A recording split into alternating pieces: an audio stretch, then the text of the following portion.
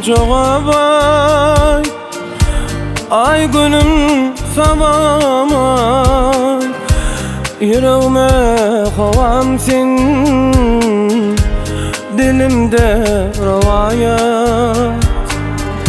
Başladın devam et, halime sual et. Saçların seydüm pirin, bu dertten halas et.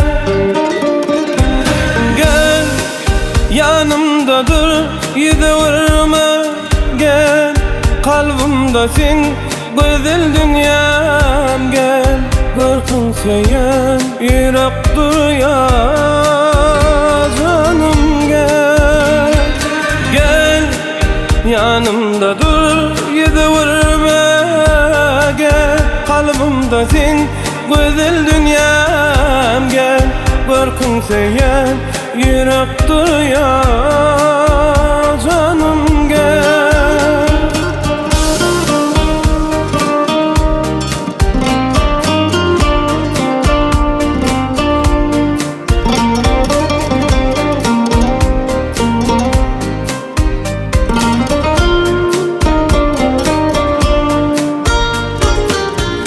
gidle alma hoşi, menden kıyma kaşi.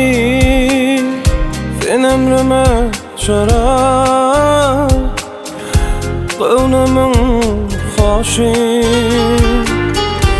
Aydek cemalın gördüm, berdi yürek bu derdim. Kalacak bolsa beyle bimar, hayza aşık seyirdim.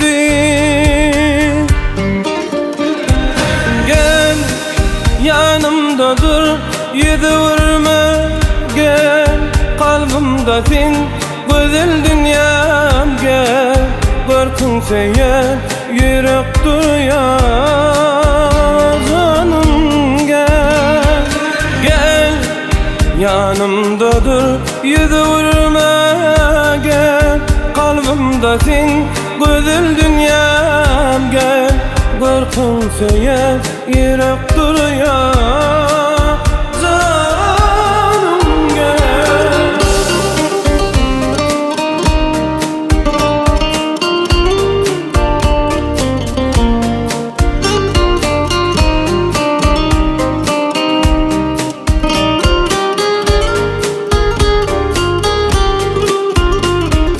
Gel yanımda dur, yüzüme gel, kalbimde sen güzel dünyam. Gel korkun seyen yürek duruyor canım. Gel